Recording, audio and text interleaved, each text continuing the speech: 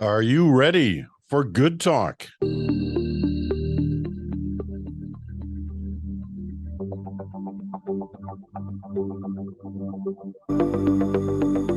hello there, PeterMansbridge here. I'm in Toronto. Chantal and Bruce Anderson are with us. Chantal's in Montreal. And, I got to tell you, I don't know whether you have Apple television, but if you do have Apple TV, one of the things they have when you first switch it on is they show these great, visuals. They're kind of like wallpaper. And they're from different parts of the world, and they're incredibly well shot with drones, etc. And one of the new ones that's come on lately in the last, few weeks is Iceland. And it's, it's on remote parts of Iceland, and the mountains and rivers, and it's spectacular. It's beautiful. And I keep looking at it right now because I know that in the next few days, Chantal is going to be climbing one of those mountains. She's going to be hiking across Iceland. Don't push it. That's her holiday. That's what she's got planning up. She's leaving literally not long after we finish this podcast. And it's not like Everybody a first else time. It's going in a different direction. I love that Chantal always follows her arrow. It's great. Yeah. I love it. And it's an arrow that has been fired in that direction a number of times. What is this, your fourth trip to Iceland? What is it about Iceland? Not only my fourth, but everyone, including my very young grandchildren, always knew that my first real trip after the pandemic would be to Iceland. And it is.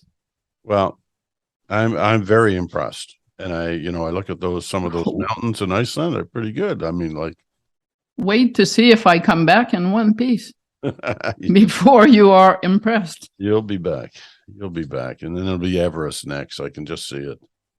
Chantal Hébert reporting from the top of Mount Everest. Oh, yeah, right. My lungs would be shot long before I got there. Bruce is with us. He's in, Point South. He's on a beach somewhere, soaking up the last couple of days before he comes back to real world of snow and ice, certainly in parts of what we tend to call central Canada. Okay, topic one this week. And, this story, like a number of other stories, has been bubbling along for a while. Sometimes stories only last 2, 3, 4 days, and then they kind of disappear. Whether they should or not is another question. But this one hasn't. It's kind of been bubbling along for most of this year already. First by some reporting by Global News and then the Toronto Star. Others have kind of leapt into it. And it's about Doug Ford, the Premier of Ontario. And basically this is the story. Politics and money, we always kind of trace those, follow the money, what's happening in terms of how money's raised. And we're in kind of the money raising season right now. All the political parties are out there raising money. And that's, quite legitimate. That's the process, that's how it works. As long as you stay within the rules, people watch that carefully. This wasn't one of those. It was not a campaign money raising thing. It was Doug Ford's daughter's wedding. And it was last September, actually, the actual wedding. There was a stag and doe party the month before.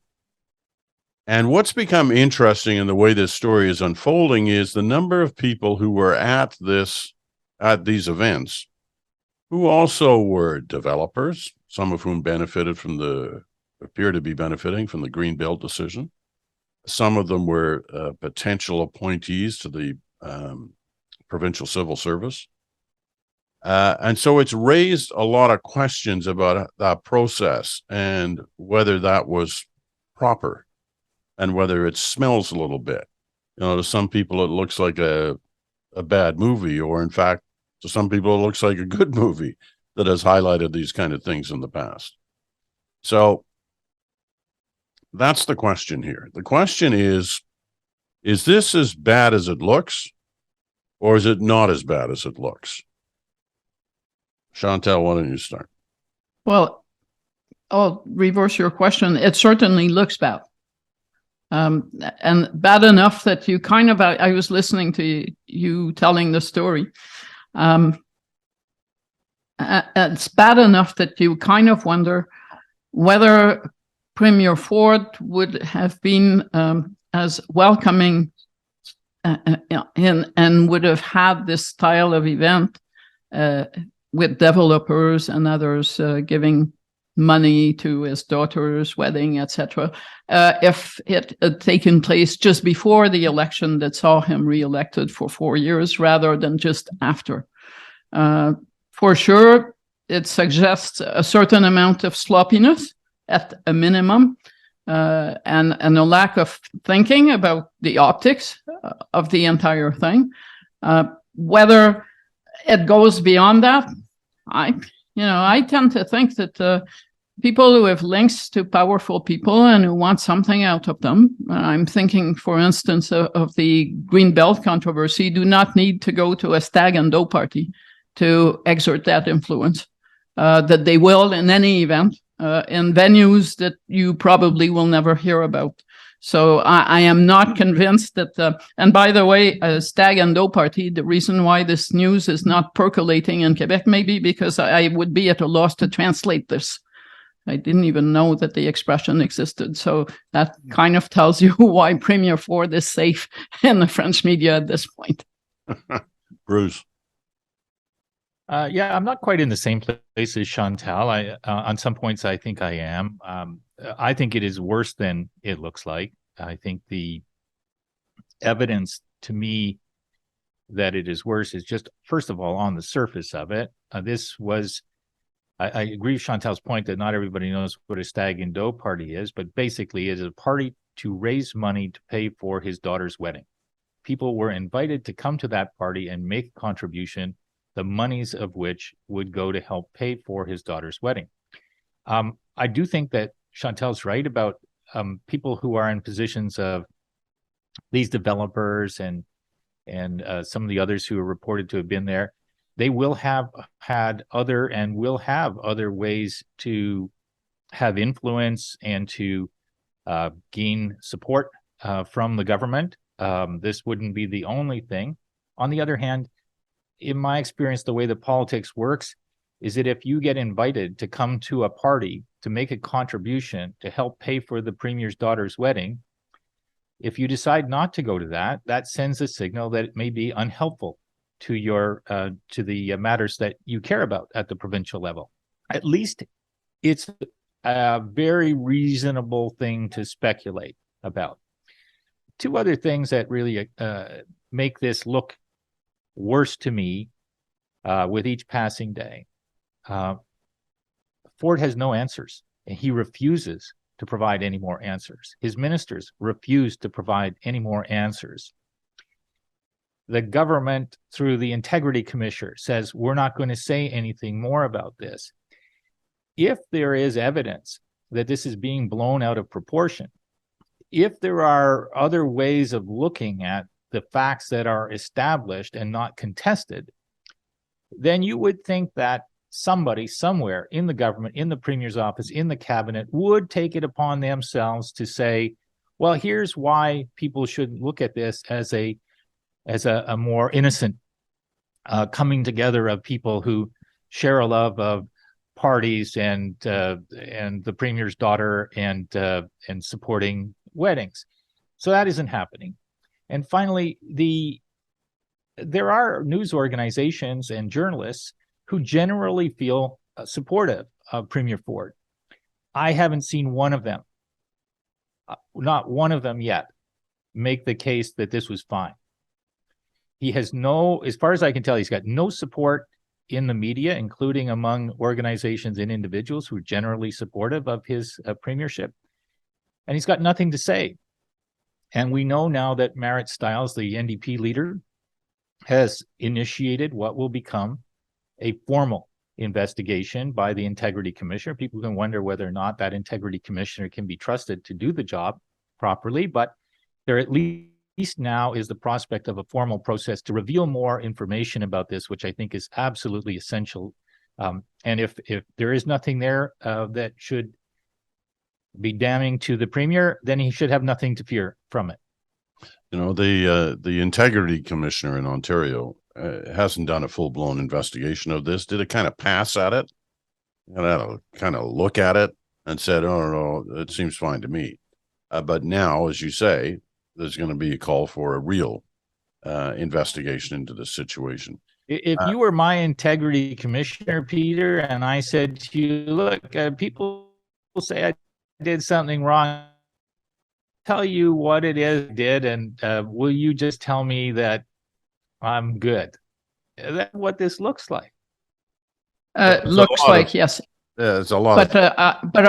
But I think what makes the optics of this in the larger picture is the entire Greenbelt discussion. If you took that out of the mix, you would probably be saying the premier is really friendly with a lot of developers. We knew that. And if you're on the list, and up to a point, the premier Scott, one way or the other, if you're on the list, presumably it's not because someone looked over the guest list and said, these developers have deep pockets, so let's invite them so that we raise more money. Presumably you invited them because you have some kind of a personal relationship with them to start with.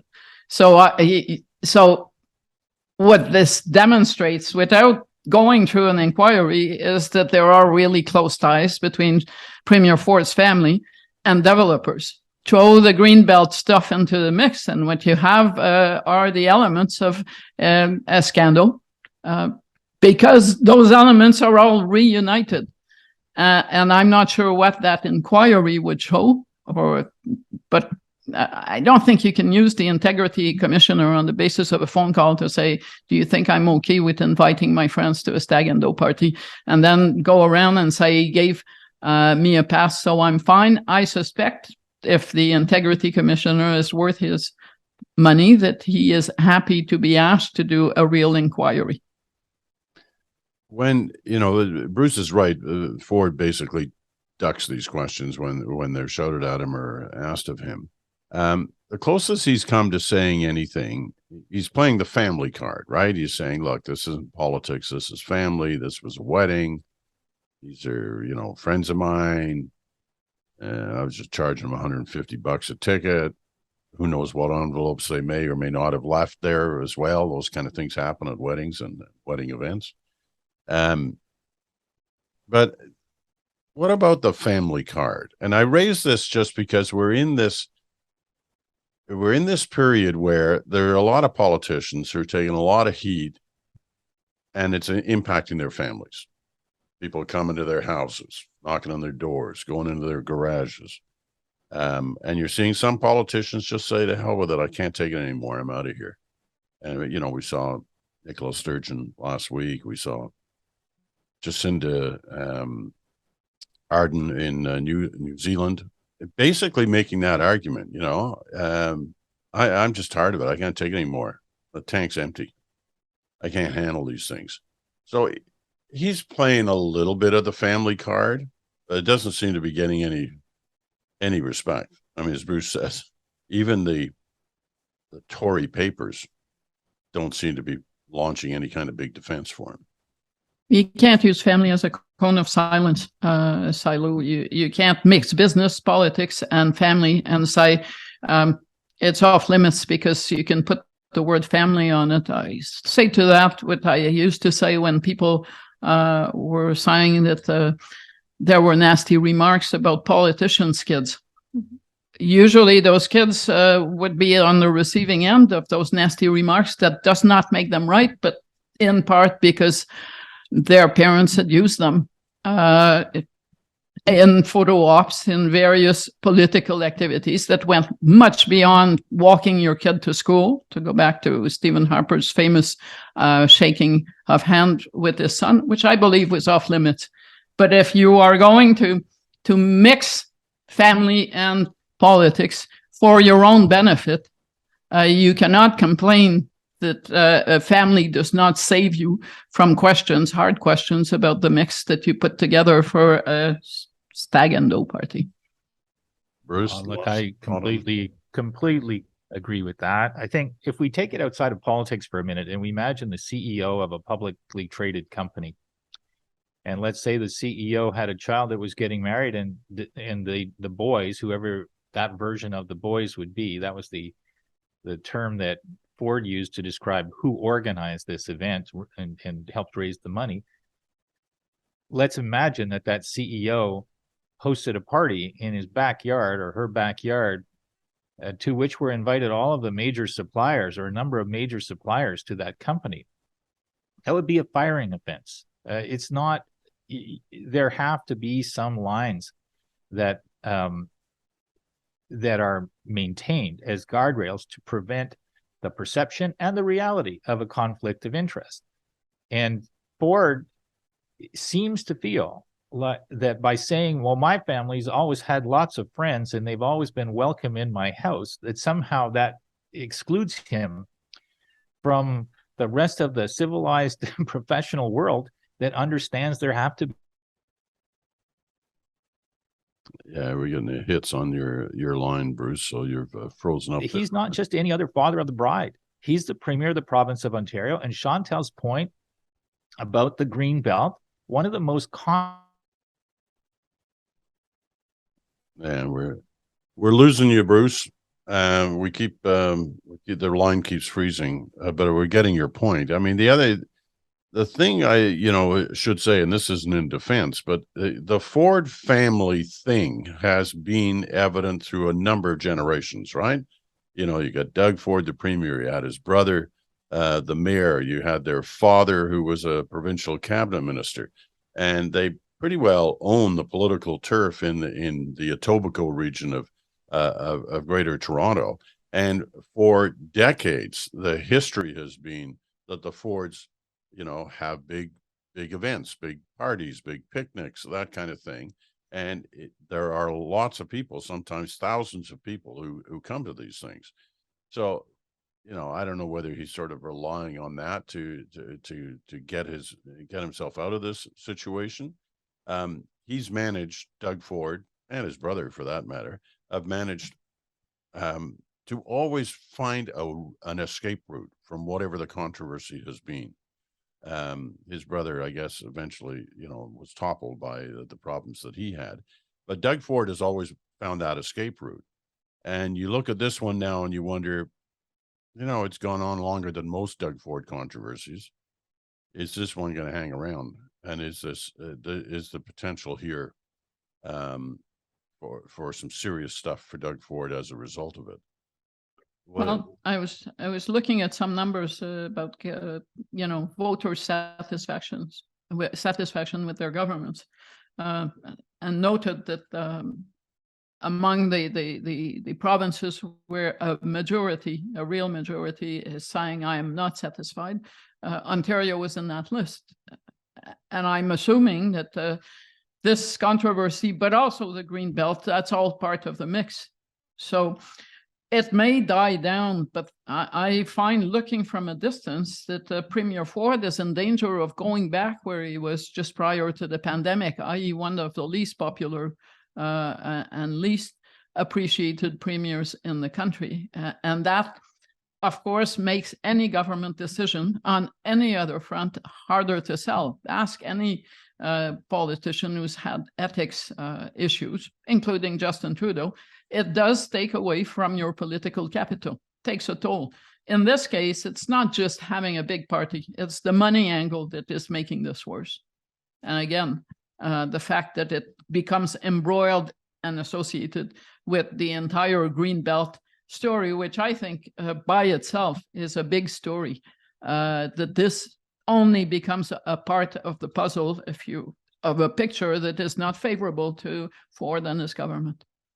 And it, fits with the old journalistic slogan that's been there seemingly forever, but certainly started in the Watergate days, was follow the money, follow the money. And that's what they're doing now. And full credit to, Global News, who first started this story, and the Toronto Star, who's been hard on it. We've lost Bruce. Obviously. I think the Ford boys have pulled the plug on wherever Bruce is down south. He was still able to text. And he texted me to say he's trying to reconnect. So we will assume that at some point here he will magically reappear. But we're going to shift focus, and we're going to shift focus actually to another story that has gained a lot of momentum this week, and it's based on some of the early journalism of the Globe and Mail, basically about a week ago, and this is the whole issue of China and interference in the Canadian election process and the way the Prime Minister has handled it. So we're going to talk about that, but first we're going to take our first break. Back in a moment.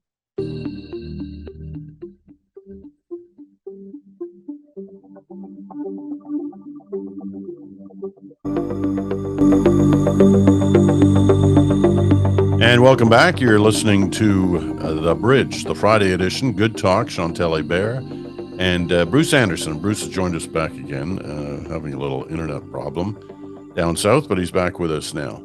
You're listening on SiriusXM, channel 167, Canada Talks, or on your favorite podcast platform. Or, because it's Friday, you can be watching on our YouTube channel. You can find the link, if you're looking for it, on my Twitter or Instagram feed, and there is no charge for watching the scintillating production. Because it's pretty scintillating today, watching Bruce disappear. It's magic. It's magic. That's right. Okay. Topic number 2 is China and the issue of whether or not, I guess it's not whether or not anymore. It's about how serious has been the interference by China in the Canadian election system. The China interference stories have been around for a long time. As I explained the other day, at least the last 13, 14 years, when they first started bubbling up through the former CSIS director's comments, Richard Fadden, about, he never actually named China, but it was pretty clear who he was talking about, and their attempts to interfere with certain aspects of the Canadian political system. Well, the Globe and Mail brought it more into focus in the last week with some pretty dramatic comments about interference in the last federal election campaign and the attempts to prop up a Liberal minority government against a potential Conservative government by doing different things in different ridings.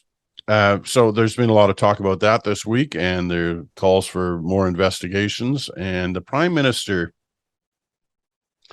I got to say, watching the Prime Minister this week, his kind of explanation of things has changed at different times. I think is probably the fairest way to say it. To the point now where he said some of these reports were inaccurate. So, Bruce, you start us on this one. Yeah, I don't think that this is a pretty complicated issue. I think that the simple version of it is that people across the political parties have known for some time now that there is a concerted, organized effort by the Chinese government to interfere in our election, and probably not only in our elections. And the point about it being a cross-party conversation is an important one. There was a panel set up that was intended to take the information about that kind of interference behind closed doors so that parties could discuss it without partisanship getting in the way of a reasonable discussion, sharing of facts and evidence, and ideally some sense of a common prescription about what to do about it. I still think that that is a better idea in principle than just allowing this to be a political football. Having said that, once these documents were revealed, I don't think that the Prime Minister or the government did itself any favors in terms of the way that it responded to this information. I think, as I said, I think on Wednesday, I think for the Prime Minister to say it had no effect on our election is not, objectively, it's not an accurate statement. We don't know what effect it had. We could probably say that it didn't change the outcome, but I'm not sure that one person's assertion that it didn't change the outcome is a reliable enough argument to settle this dispute. I think the government would have been better served by saying there are some inaccuracies in this, but this is on the whole a very serious issue. We've taken it seriously. We continue to think the best way to deal with it is behind closed doors so that we don't reveal to those who are trying to intervene in our elections what we know about that, and so that we keep it from becoming a matter of partisan interest. But that horse is out of the barn a little bit right now. And so I think the government's got some real hard work to do to find safer, more productive ground with which to have a conversation with the public and with other parties about this threat to our democracy. Chantal? Bruce says one person's assertion is not enough, that all in the end turned out okay. Well, especially when the one person is the prime minister who is said or who is portrayed as having benefited from the interference.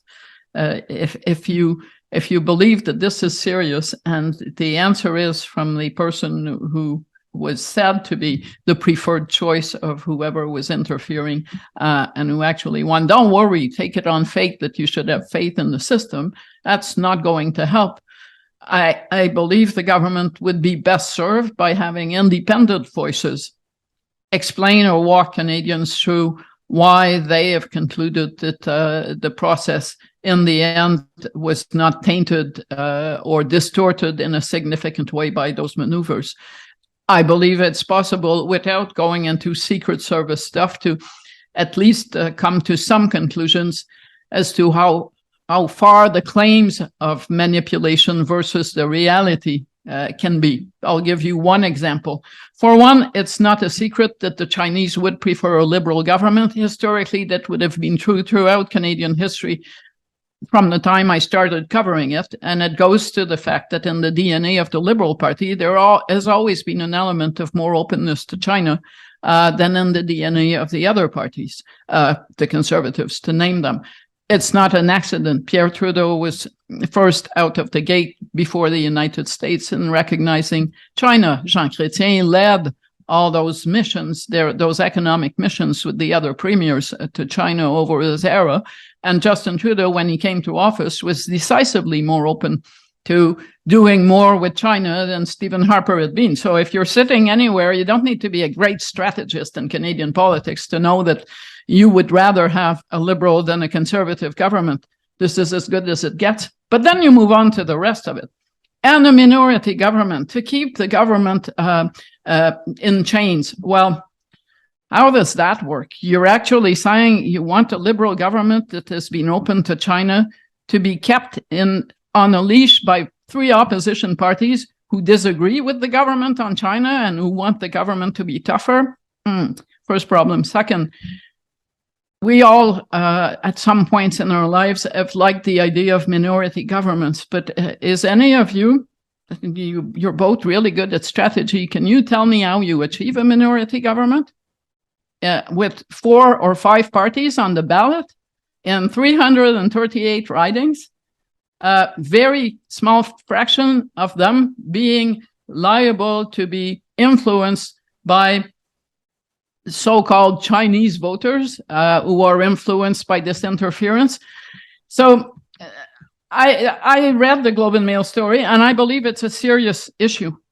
But when I read that part of the CSIS memo is a Chinese diplomat bragging that they got the result they wanted, I'm thinking someone is playing with my head and collective heads by saying, look, we achieved our result. I'm not so sure that you can actually demonstrate that. But none of this comes from independent voices. All that you hear from the government, or all that you heard all week, was there's nothing to see here. And if you think there is, you are borrowing a page from Donald Trump's book and trying to cast so much doubts onto the integrity of our election system that we will one day have a January 6th event because people will not accept the result of the next election or the election after that. I don't think that works, given the seriousness of the elements that are put in place. If the government seriously can make its case that in the end the result is legitimate, which I believe totally it is, it needs independent voices to say that, and to say it outside the venue of a parliamentary committee where everyone will be playing political football and asking questions that in the end do little to advance knowledge, but a lot to score political points off each other. You know, there's a little bit of really, how shocked should we be about this? To this story, you know, I was talking about old movies in the last segment. You know, the old movie on this one's like Casablanca, right? I'm shocked to know that this could possibly be happening in this bar. It's kind of a little like that with the Chinese and the Russians to some degree, who have been getting involved in our system, not just politics, initially business. I mean, that's how they kind of pulled themselves out of different problems, by copying, spying on the way we do things, build farm machinery. Remember the Russians, they started a farm tractor system or something in Belarus back in the old Soviet Union days. And man, that thing looked exactly like a Massey Ferguson, like right down to the nuts and bolts. But, so it doesn't surprise me that this kind of thing would be going on. The question is at what level and how insidious, if you wish, that it got, and where, what influence they had and were sharing. That's where I think that. Yeah, you know what? I think that for me, the question is, how big could it get? It's the scale going forward and the potential of technology, and also our lack of ability to spot the problem until after the fact. I mean, this is one of the things that happened in the 2016 Trump election, is that after the fact, incredible investigative resources were applied to determine that there was a massive systemic operation by Russia to destabilize America's democracy. And finding that out after the fact, pardon? Don't try and tell a Trump person that. He was absolved of any problems by and nobody was able to really make the case that it was a function of something that he cooperated in and all of that sort of thing. So I kind of feel like the real issue here is, what about going forward? Because the scale of the potential for disruption of our democracy is so obvious, and you see it. You don't have to see it only in the context of elections. You see it in the misinformation that has permeated U.S. and U.K. and other political cultures, and to some degree has created a set of opinions in Canada that are not based on fact. Now, I happen to agree with Chantal that the way the government seemed to be trying to argue this week, or at least some people on behalf of the government, which is to say, well, if you're really sort of banging this drum in the public square, you're risking a Trump-like kind of division in our society. On the surface of it, that might actually be true. From a political argument standpoint, I don't think that makes any sense. I don't think it's going to get you anywhere. I don't think it's going to do anything other than make people wonder the question that Chantal was wondering, which is that, well, if you're the beneficiary potentially or putatively of this kind of involvement, why should we take what you have to say seriously if you're going to start to sound like you're trying to make political hay out of it?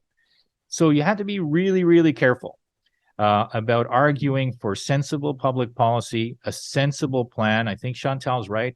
The horse is out of the barn in terms of just politicians behind closed doors dealing with this. There needs to be independent voices. We need to put some better guardrails around it. But it's the scale of the problem going forward, as far as I'm concerned, that we should all be concerned about, because it can happen overnight and we won't know that it's happening until after it's happened. Yeah, I agree with that totally. It's the point I was going to make, is this didn't suddenly start happening with China or with Russia in the last couple of years. This has been going on for a long time, and it's been incremental in the way they've used it to try and gain influence. And initially it was more economic. Now it's more, political, appears to be. And I 100% agree with you. If that's left to go unchecked, unfettered, it's going to have a major impact on our system, our democratic system. Chantal, you wanted to. But the tools have become a lot more sophisticated, from cloning a Massey Ferguson tractor to the kind of stuff that went on behind the scenes in the case of Brexit in the UK. And it played a not insignificant part in a decision that the majority today regret. And and played into the hands of people who wanted to disrupt the European Union for their own personal gains. That's serious business. And I think that just because Canada is not the US, not France, not Germany, not one of the big players, doesn't mean it's not interesting to play with it and to achieve outcomes that bring it closer to some elements in the US that Canada so far resisted quite successfully.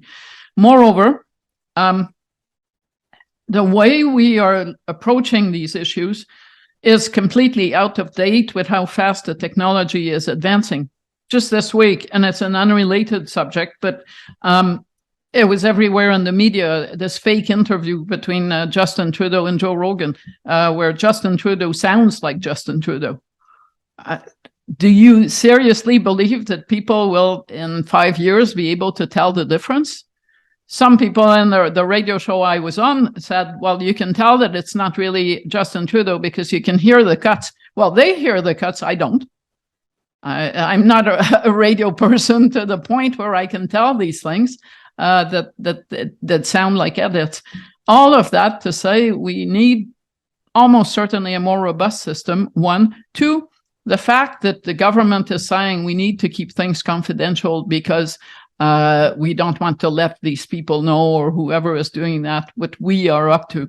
The problem is the best way to fight disinformation and tactics like that is to shine a bright light on them.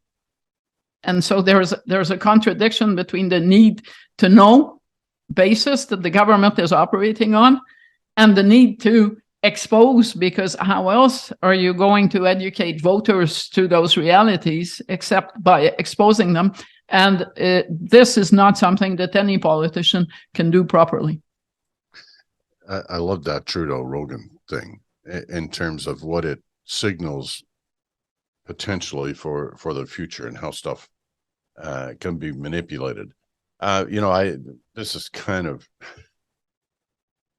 similar, but I had a speech last week in Calgary to teachers.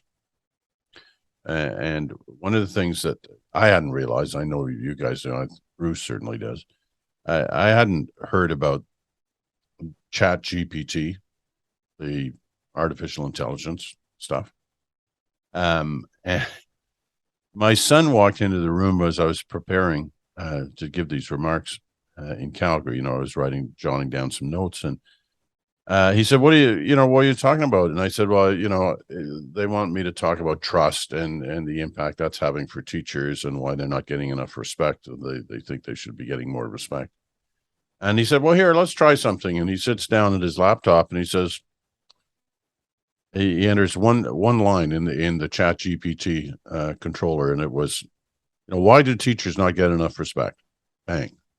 And within 30 seconds out pops, a paragraph, three or 400 words on that. And he said, here, how does this look? And I went, holy,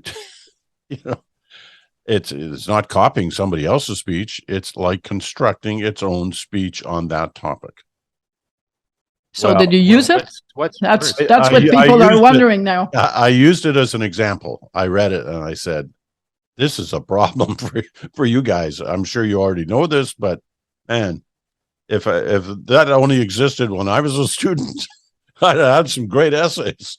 I think they've found a way to discover whether or not a student is using that. I'm not so sure, but it's pretty incredible. Now, you take that away from the schools and teachers, and you start entering it into politics, man. And you need a lot less staffers. That's right. This is a massive, massive technological shift, and it's probably good to have a good conversation about it more depth later on. But that question could have been asked, or maybe in a year or two could be asked. Tell me why teachers lack trust in the voice of PeterMansbridge, in the style of PeterMansbridge. And if you had put enough content into the public square, which probably you have over the years, you'd be surprised at how interesting that technology can emulate or appear to emulate your thought process, your inflection, your value system, as it assembles the same information, basically. And it's not just words. It does art now too. You can say, give me a Bruce Anderson-like painting, but with an impressionist style. And boom, it starts happening like right away. I'm going to use it for that because it's easier that way, probably. I knew that you were giving him. I saw his face light up, and I thought, that's it now. That when he puts those on Twitter, we will have to wonder whether he worked on them or just cut them off some a long way website. a long way from the paint by numbers. But I don't know.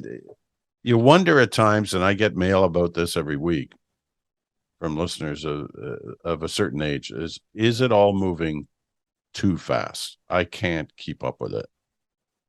You know, I'm checking out. But that's not new. I can remember a time, maybe 15 years ago, when columnists who were just a bit older than me would say, I don't need the social media. I don't want to know anything about it. I can't keep up with this, and I don't need it. Today, someone who is writing columns would say, really, you think you're going to get away with not using the social media in any way, shape, or form? I think your employers will have something to say about that. So it's a fact of life that the older you get, the more complicated it becomes to keep up with stuff. But this also means that the people who are in charge of ensuring, to go back to our topic, the integrity of our election system, have to stop thinking like it's 1990 and have to start thinking like it's 2030. Right. Well, because this is coming. Yeah, to that point, I go a step further, and I probably am of the view that this has always been the world is accelerating too quickly. Can it slow down? That's eternal. However, what artificial intelligence presents to us as a series of risks for disinformation, a misportrayal of what one politician is saying, deep fakes, and the construction of what will appear to many people, what could appear to many people as official government information. These things can be done in real time now, and there are no sufficient media guardrails anymore to allow people to understand what's real, what's fake, what's true, what's not true, what to think about it, what not to think about it. We're going to need new laws, and we're going to need new regulations. Nobody likes to hear the sound of that. It's politically controversial. But if we imagine that we can just let people do these kinds of things because free speech is free speech, and because we haven't mustered the political courage to think about how to regulate it, I think we're in for a very, very unhappy period ahead. Taking Bruce's point, but to be a contrarian, what happens when the people in charge decide to use it to manipulate public opinion their way? How can I trust the person who is keeping this in line? I don't think I can. I agree with that. I've covered governments in times, as you have, of unity crises. Do you think they would have been absolutely close to the argument that the end justifies the means if the end is saving the country? And then the process manipulating facts and information in a way that tilts the balance, hopefully for them, their way? Or am I so old that there are few people who remember that back in the day when technology was not offering governments those tools, someone sanctioned a Brinks truck to be filmed in Montreal taking money out of the province on the eve of a referendum. That goes back to 1980. Yep. Having watched all this, I have absolutely no trust in a government to appoint what Pierre Poilievre would call a gatekeeper to keep all this on the straight and narrow. And at a time when the media is in such difficulty, I am not convinced that the media is also well equipped to play the game of checking things out and saying, wait a minute, this is what facts are and what is reality. You have less and less people doing that. So I get what Bruce is saying, but I worry that the perils of all this regulation stuff probably are immense and as immense as the alternative. Yeah, I certainly wouldn't minimize that. I agree with that. Actually, I don't know that there is an easy solution. I think that just letting there be no solution is probably the worst possible outcome, though. And now Maxime Bernier will call me because he'll think I'm finally a libertarian. I remember that night in 1980 covering the 1980 referendum, and I was a junior reporter in Ottawa, and I was kind of sent to observe the interprovincial bridge between what was then Hull and Ottawa to look for any Brinks trucks that might be coming over. They were probably parked in an underground parking somewhere in Montreal. That's right. I also remember in 1990 when I stood in the newsroom and said, "This is never going to work. We got to get rid of all this junk." What was I talking about? I was talking about desktop computers. I said typewriters are the only way to go. I can't believe I did yeah, that. right. I actually said that. All right, we're almost out of time, and we had promised to say something on the Roxham Road situation. I will do that right after this.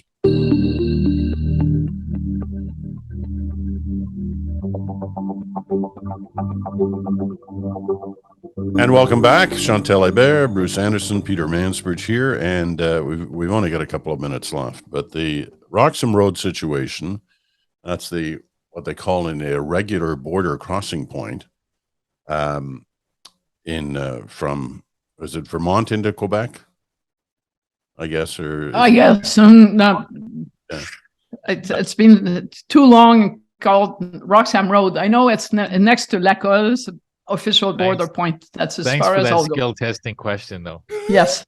That's right. Okay. Anyway, basically irregular. I mean, it's not cars, it's people walking. And we brought this up, I don't know, a month ago because it was creating new issues.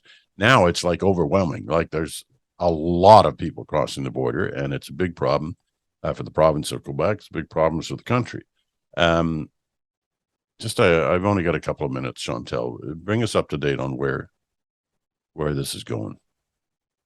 Well, for those who have followed the news, François Legault, Premier Legault, wrote a letter to Prime Minister Justin Trudeau, but also wrote a rare open letter in English to the Globe and Mail to talk about Quebec's predicament with the Roxham Road situation. And what is the predicament? It is that the social services that are meant to handle asylum seekers are overwhelmed, as are, for instance, the classes where you send kids who come to Canada and speak no French or English. We call them classes d'accueil at the time of teacher shortages. And with this influx that has been totally aimed at Quebec, we are running out of facilities, running out of places to house asylum seekers. For those who believe that Premier Legault has a spotty record when it comes to immigration and refugees, and certainly some of his talk during the campaign did not suggest that it was his forte, it's worth knowing that the mayor of Montreal, Valérie Plante, her neighbor, who is the mayor of Longueuil, both of whom are identified to the left side of politics in Quebec, also share the same concerns. Basically, what François Legault is asking is, one, take everyone who crosses from Roxham Road and bring them to other provinces, spread them across the country so that Quebec does not bear alone the brunt of this, but also find a more permanent solution to close this loophole and the Roxham Road entry into Canada. The first is easy.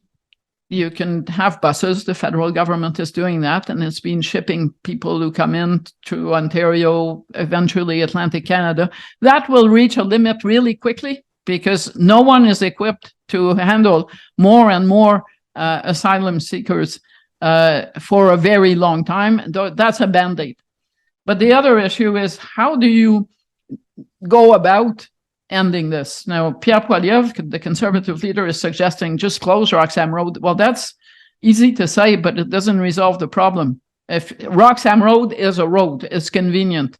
But if you close it, put, I don't know, cops there and prevent people, they will go elsewhere along the border. So Justin Trudeau's response is we need to renegotiate our agreement with the United States that allows us at official border points to turn back people who come in from the US and have it presumably applied to the entire border. There doesn't seem to be a lot of interest on the part of the Biden administration in having the president come to us next month and have the headline be Joe Biden agrees to keep more asylum seekers in the US. The issue is politically dangerous for the president. The third solution, my friend Andrew Cohen is a main champion of that, is, and as is the Bloc Québécois, is to suspend this agreement. And that would mean that people would go to official border points and claim refugee status, and we would be taking them in. It would presumably spread out the problem across the country. It would also probably translate into another major increase in asylum seekers. And this is where we are on Friday. All right. Bruce, I know you probably had 10 minutes to talk about this, that you wanted to make a number of points, but sadly we're out of time. So we'll save it for another. Sounds right. All right, we're sending Chantal off with her backpack on her back. She's leaving like literally in the next hour, heading towards eventually to the mountains of Iceland. Mountains. It's a plane that I'm going to, and I'm cross-country skiing, not scaling Everest. No, I like the other description. Yeah. And I will be a legend. I'll be looking at those drone shots from Iceland on Apple TV and just go, there she is. There she is. I see her. Yeah, come and rescue me. All right. Be safe. Travel safe. We look forward to seeing Chantal back in a couple of weeks. Next week, Susan Delacourt will sit in for Chantal, and we're looking forward to hearing from our old friend Susan as well. Bruce, thank you. I think you'll be back by next week as well. So that I will. Safe travel, Chantal. Good to see you, Peter. Thank you. Take care, everyone. Thanks for listening on this day. Any thoughts you might want to make? The Mansbridge Podcast at gmail.com, the Mansbridge Podcast at gmail.com. Look forward to getting your email. Talk to you soon. We'll be back on Monday. Janice Stein will be back with her tour of the world, 10 countries that we should be watching. Back then. Take care. Have a great weekend.